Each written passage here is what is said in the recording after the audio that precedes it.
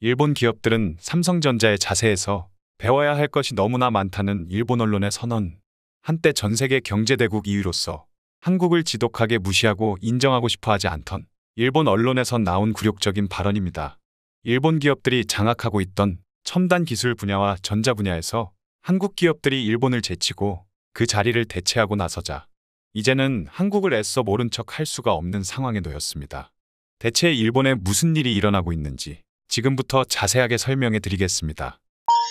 해외 소식은 호박튜브. 일본의 경제 매거진 프레지던트 온라인은 한국 기업이 일본 기업을 대체하고 있고 더 이상 일본 기업의 기술력은 세계에서 통하지 않는다는 기사를 내보냈습니다. 프레지던트 온라인이 가장 주목한 한국 기업은 역시나 삼성으로 최근 산업통상자원부가 발표한 자료에 따르면 지난달 대한민국 수출이 월 기준으로 600억 달러를 돌파하며 대한민국 무역 역사상 최고치를 기록했는데 이는 반도체 수출이 무려 40%나 증가했기 때문에 얻을 수 있었던 결과였다고 합니다. 삼성전자의 경우 2016년 상반기에만 국내 기업법 인세의 40%를 부담했을 정도이고 지난해에는 삼성 계열사가 올린 전체 매출액이 무려 국내 GDP 대비 16.4%를 차지할 정도로 한국의 경제를 짊어지고 있습니다. 바로 이 점이 일본에서 한국을 부러워하는 점인데 한국 경제를 이끌어가는 삼성의 미래는 지금보다 더 밝아 보이기 때문입니다. 삼성이 한국 경제에 끼치는 영향은 단순히 돈을 많이 벌어다주는 효과도 있지만 진정한 효과는 삼성의 우수한 방식이 한국 전체 기업으로 퍼져나간다는 데 있습니다. 최근 삼성은 미국의 경제잡지 포브스로부터 세계 최고의 고용주로 2년 연속 선정되었을 정도로 삼성의 고용 방식과 업무 방식을 인정받았습니다. 포브스는 인력 개발, 경제적 성과와 기업 이미지, 조직 내 성평등 문화, 기업의 사회적 책임 등을 종합평가의 순위를 매겼는데 마이크로소프트와 애플 등을 제치고 삼성이 2년 연속 1위를 달성한 것입니다. 지금 일본에서는 삼성에 대해 세계 경제의 빠른 흐름에 완벽히 대응하고 있고 미래의 주류 산업이 될 디지털과 탈탄소 분야의 게임 체인저라는 인식을 갖고 있는데 즉 한국의 경제를 이끌어가는 삼성이 지칠 줄 모르는 혁신과 도전으로 새로운 미래 산업도 인류급 경쟁력을 갖추고 있으며 더 나아가 삼성뿐만이 아닌 다른 한국의 기업들도 석유, 선박, 철강 디스플레이, 무선 통신기기 등에서 두각을 나타내며 일본의 자리를 대체하고 있으니 이거 야단났다는 것입니다. 그럼 일본에는 삼성같이 일본을 대표하는 기업은 없는 걸까요? 없긴 왜 없습니까? 당연히 일본에도 있습니다. 바로 구독자분들이 잘 알고 계시는 도요타가 그 답인데요. 다만 프레지던트 온라인은 일본은 새로운 산업을 육성할 필요가 있지만 전기차로의 전환 지연이 심각한 것을 보면 도요타로는 일본의 혁신을 이끌어낼 수 없다고 주장했습니다. 일본은 일명 외다리 탑업으로 불리는 도요타 하나에 의존하는 전략을 펼쳤는데 전기차가 아닌 하이브리드에 집중해왔던 만큼 완전히 판세를 잘못 읽었고 그로 인해 지금의 도요타는 전기차 시장에서 두각을 전혀 드러내지 못해 점점 어려워지고 있는 상황입니다.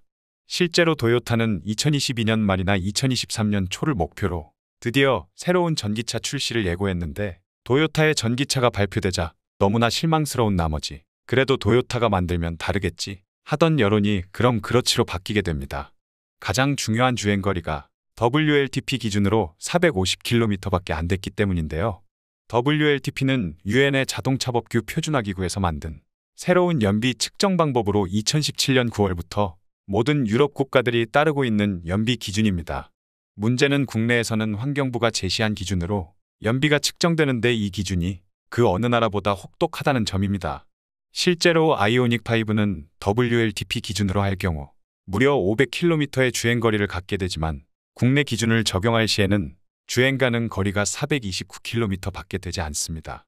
즉, 도요타의 신형 전기차가 WLTP 기준으로 450km를 간다는 것은 국내 기준으로 전환할 시에는 300km대의 주행거리를 갖는다는 소리인데 이는 현재의 트렌드에 한참 뒤떨어진 성능인 것입니다. 더욱이 만약 현재 판매 중인 차라면 100번 양보해서 그럴 수도 있다고 하겠지만 빨라야 2022년 말이나 2023년 초에 출시된다는 차가 450km를 간다고 하니 갑갑해하는 것입니다. 지금도 경쟁사들에 비해 주행거리가 부족한데 1년 후 출시하는 차가 지금 나오는 차보다 못하다고 하니 그 누구도 도요타의 전기차를 기대하지 않는 것입니다. 현재 일본은 빠르게 급변하는 세계 시장에서 한 발 빠르게 대응해 최첨단 분야를 지배하고 있는 한국을 크게 부러워하는 눈치입니다. 일본은 전기차 산업과 같은 탈탄소화와 디지털화의 지연이 심각한데 반대로 한국은 탈탄소화와 디지털화의 대응을 강화하고 있기 때문으로 이미 한국은 LG에너지솔루션과 삼성 SDI, SK이노베이션 등이 배터리 산업을 선점하며 이 분야에서 독보적인 성공을 거두고 있습니다.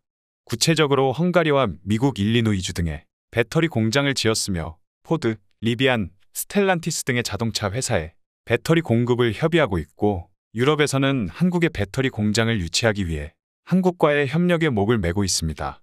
실제로 영국은 정부가 직접 나서 한국의 기업들과 전기자동차용 배터리를 생산하는 일명 기가팩토리 건설을 논의 중이며 프랑스 최대 배터리 업체인 ACC는 경영진이 직접 한국으로 날아와 국내 배터리 소재, 부품, 장비 업체들과 개별적으로 만남을 가졌다는 사실이 밝혀지기도 했습니다.